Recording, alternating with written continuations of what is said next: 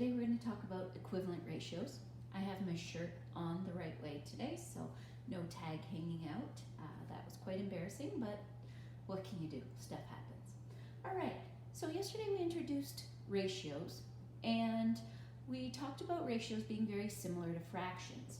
That if I had a ratio of 3 to 4, I could also write that as a fraction of 3 over 4. That it's a part to whole comparison, and sometimes we have a part to part comparison as well, like we talked about yesterday with the different balls, the vehicles, etc.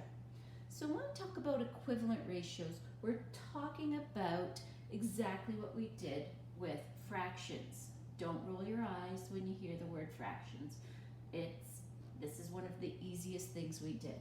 So if I had the fraction of 3 over 4 and I wanted to find an equivalent fraction, I could choose any number. Not 1, because it's just going to give us 3/4 again, but any other whole number will give us an equivalent fraction. So I'm going to choose 2.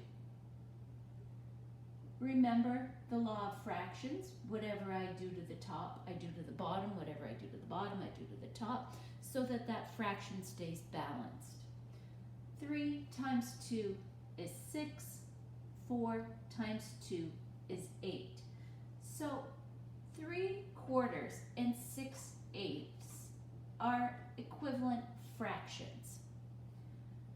When I look at a ratio,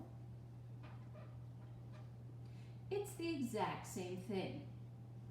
3 to 4, an equivalent ratio, as long as I multiply whatever I choose with the first and the second number, I'm going to get an equivalent ratio. So this time I'm going to try 4. 3 times 4 is 12. 4 times 4 is 16. So 3/4 is equivalent, that should say 3/4, not 3/14. 3/4 is equivalent to 12/16. Let's try another one. If I have 4/7 and I want to find an equivalent ratio, again, I could choose something like 10 if I want to make that math pretty simple. 4 times 10 is 40.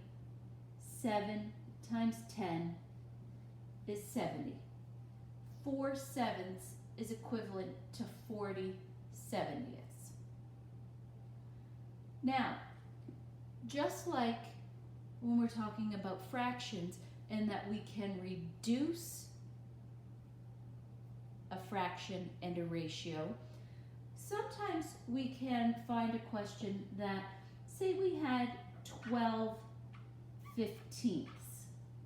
When I look at 12/15, I can also make an equivalent ratio by reducing the ratio. And I know that 12 and 15 are both divisible by 3. Again, as long as what I'm doing to the first number I do to the second number, I'm going to get an equivalent ratio. So 12 divided by 3 is 4. 15 divided by 3 is 5. Those are equivalent ratios. Increasing, decreasing. The next thing I want to show you is sometimes when we're finding equivalent ratios, the questions we get have chosen the number for us. For example, if I have a ratio of 5/6 and the question tells me that this second ratio is now 30, I can't just choose whatever number I want to make this work. I have to say, what did they do to 6 to make it a 30? Well, I know that 6 times 5 is 30. So if I multiplied the second number by 5, I have to multiply the first number by 5. 5 times 5 is 25. So there I found an equivalent ratio when they gave me the second ratio. We can do that as well with 20 is to 50 as 2 is to, and we need to find the second part of the ratio. Well, to go from 20 to 2, they divided by 10. To go from 50, and we want to reduce, and I divide by 10, I get 5.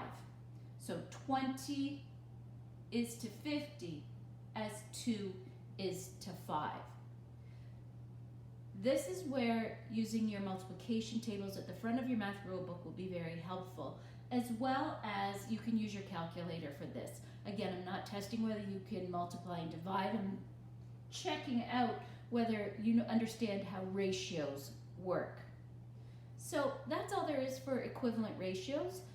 The math work today isn't really that challenging and it shouldn't take you that long. So I hope everybody has a great day. Go outside, get some exercise. Do something fun today. Let me know what it was. Bye-bye.